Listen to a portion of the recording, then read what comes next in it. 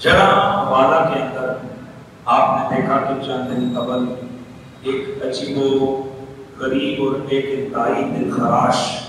واقعہ رونما ہوا ہے۔ میں نے اس حوالے سے پوری تحقیق کی ہے۔ اس واقعے میں اور اس واقعے کو سامنے رکھتے ہوئے اس کی آڑ میں جو اقلیتوں کے مذہبی کی عبادت گاہوں کو جلایا گیا ہے، ان کے گھروں کو جلایا گیا ہے، یا باقی جو املاک کو نقصان پہنچایا گیا ہے، یہ قابل نفرت ہے، یہ قابل مذمت ہے، اور اس کی کسی بھی لیول پر تائید نہیں کی جا سکتی۔ لیکن مقامی چونکہ میرا جرہ والا پر خطابات کے لیے میرا آنا جانا رہتا ہے، وہاں کے ذمہ دار لوگوں سے جو مجھے معلومات پہنچی ہیں، عام لوگ نہیں، انتہائی ذمہ دار لوگ، اس کے مطابق ہمارے تک یہ رپورٹس پہنچی ہیں کہ اس واقعے کے پیچھے بنیادی طور پر سب سے قبل وہاں قرآن کی توہین کی گئی اور نبی پاک کے حوالے سے توہین آمیز الفاظ لکھ کر انہیں پھینکا گیا، جس پر کچھ لوگ مشتعل ہوئے اور انہوں نے وہ جو سارا معاملہ تھا وہ پولیس کے نوٹس میں دیا۔ تو چونکہ جرہ والا کا جو اسسٹنٹ کمشنر ہے وہ خود عیسائی ہے، وہ مسیح ہے، تو اس اسسٹنٹ کمشنر کے دباؤ کی وجہ سے وہاں کا جو ایس ایچ او ہے پولیس کا، اس پولیس کے ایس ایچ او نے بالکل جسے کہتے ہیں کہ غیر محکمانہ انداز سے اس کو ٹیکل کیا اور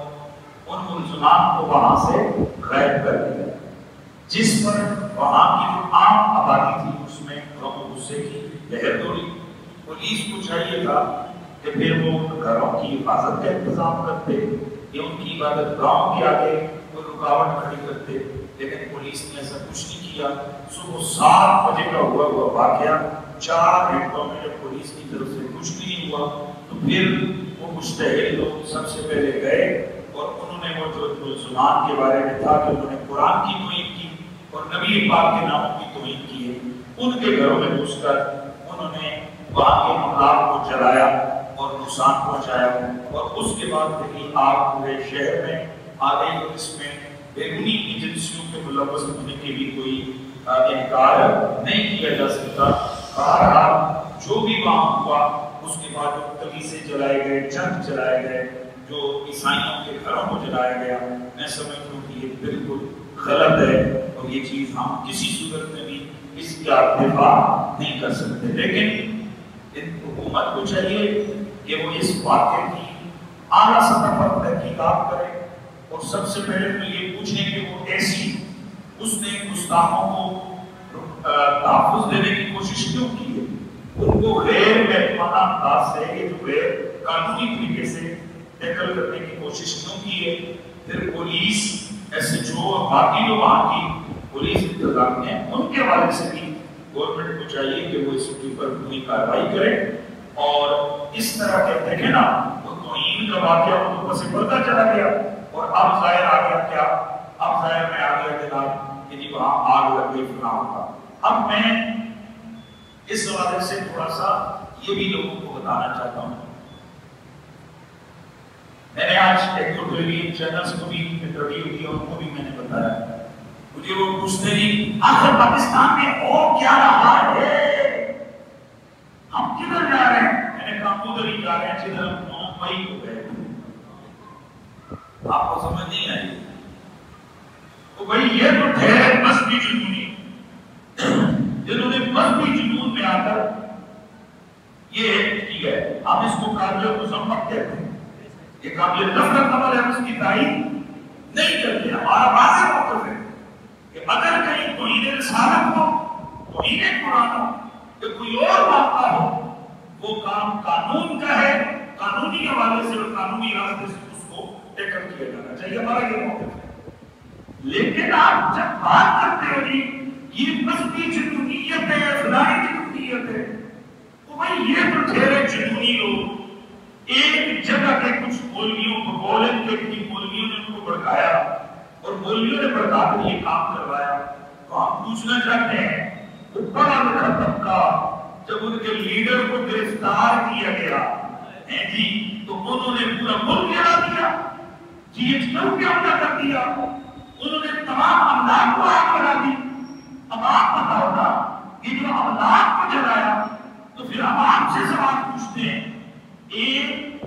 لیڈر کی گرفتاری پر اگر اتنا غصہ اس قوم کو آ سکتا ہے تو رسول اللہ کی توہین پر نہیں آ سکتا ہے؟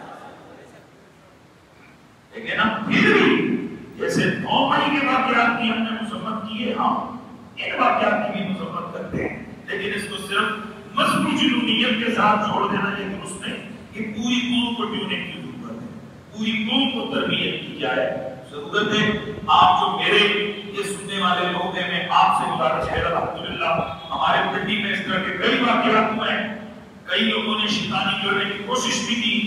آگ لگانے کی کوشش کی، الحمدللہ ہم نے ذمہ داری کے ساتھ قانون کے حوالے کی ایسے بہتر مستحق، ہم نے بالکل ملک کا اور شہر کا امن تباہ و برباد نہیں ہونے دیا۔ ہم یہی مطالبہ کرتے ہیں کہ ہر ضلع کے اندر جلیل علماء، تمام مکاتب فکر کے علماء، ان کو آپ کمیٹی میں لیں جیسے پنڈی والے کرتے ہیں۔ اس قسم کا کوئی مسئلہ آتا ہے وہ سب سے پہلے شہر کی امن کمیٹی کو انوالو کرتے ہیں، وہ کہتے ہیں آپ اس کو ٹیکل کریں، اور علماء الحمدللہ جو علماء کر سکتے ہیں وہ پولیس نہیں کر سکتی ہے۔